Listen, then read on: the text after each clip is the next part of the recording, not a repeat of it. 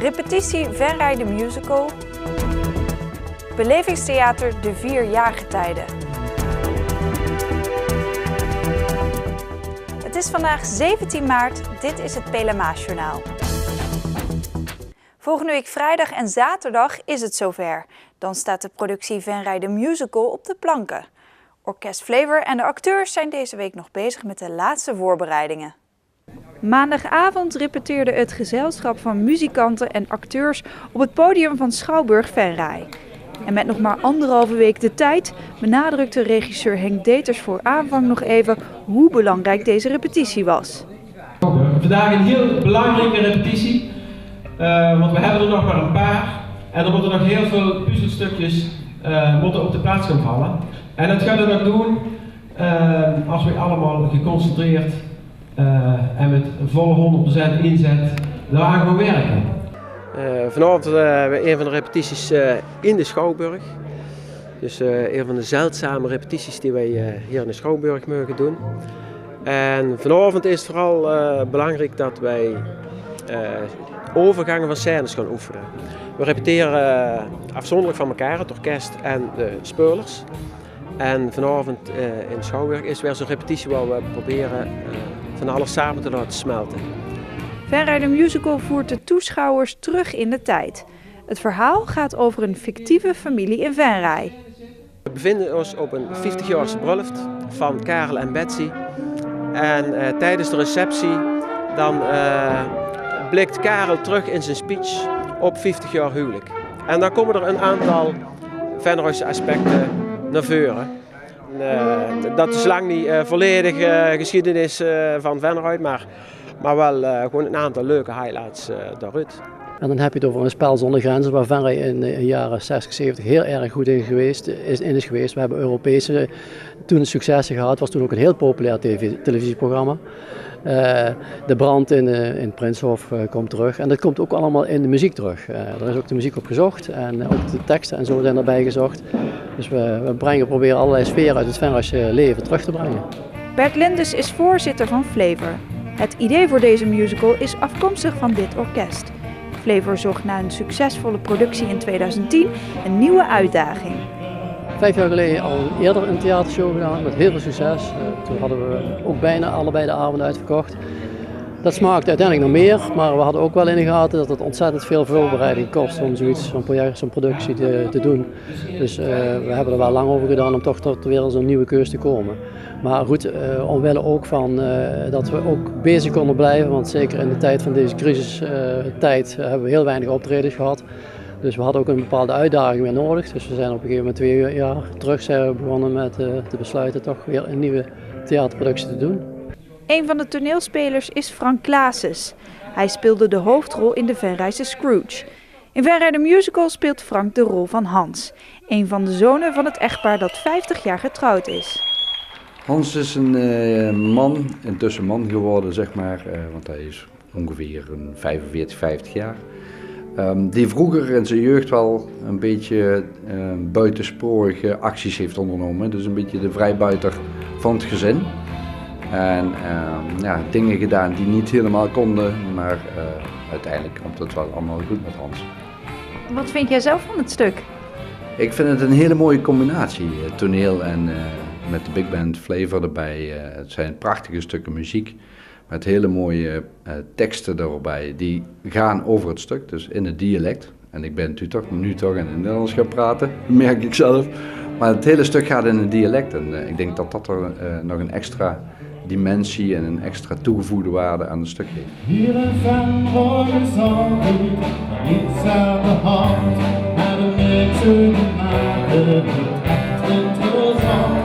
Je liep af die plaatjes, verhalen vol kleur, ik ben even hierachter, Venrayse deur. Vrijdag 27 en zaterdag 28 maart staat het gezelschap op de planken van de Venrayse Schouwburg.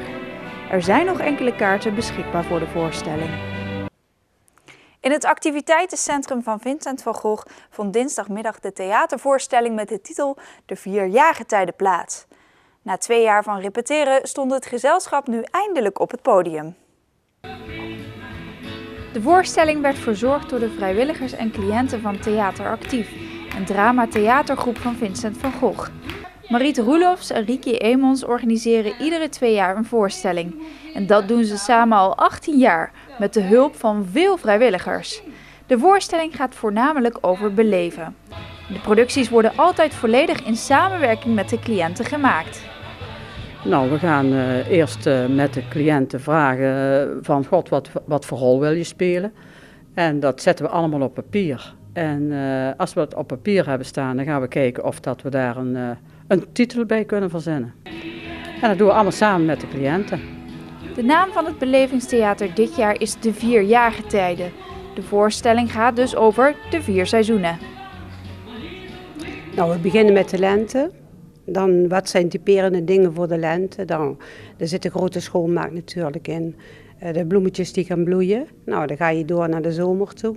De vlinders, de zomerzon, vakantiegevoel. Nou, de herfst, daar heb je veel last van spinnen, paddenstoelen. Dan komen de heksen om de hoek kijken, de heksendans. En dan hebben we de winter.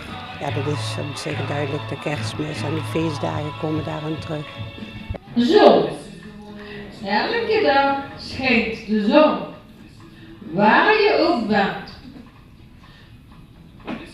Word je door de warmte van de zon vaak gewend.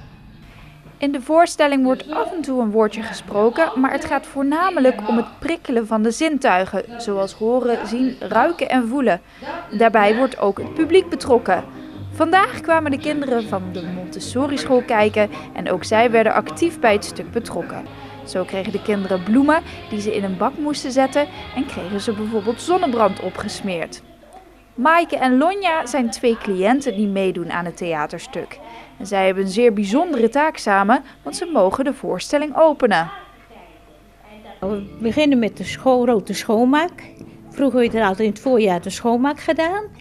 En nu wij beginnen ermee.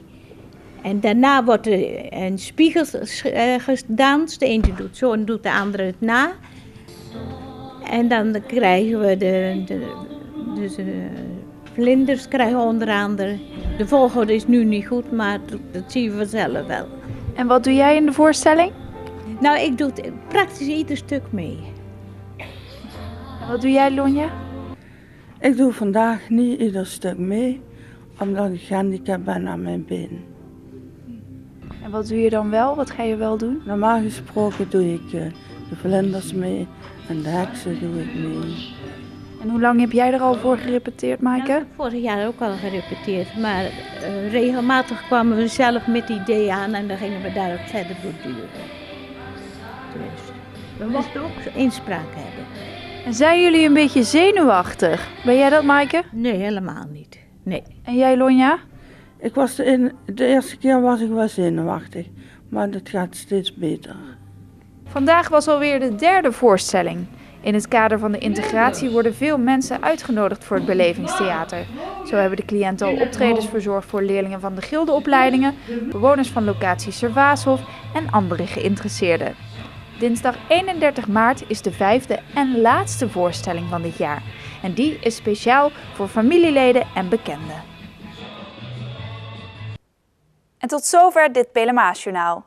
Deze uitzending wordt herhaald tot en met woensdag 6 uur 's avonds. Donderdag is er weer een nieuwsjournaal. Weer of geen weer, bij ons is het altijd vakantieweer. Aankomende nacht verloopt vrijwel onbewolkt. De temperatuur daalt tot rond het vriespunt. Er ontstaan enkele mistbanken. Na het oplossen van de mist is het zonnig.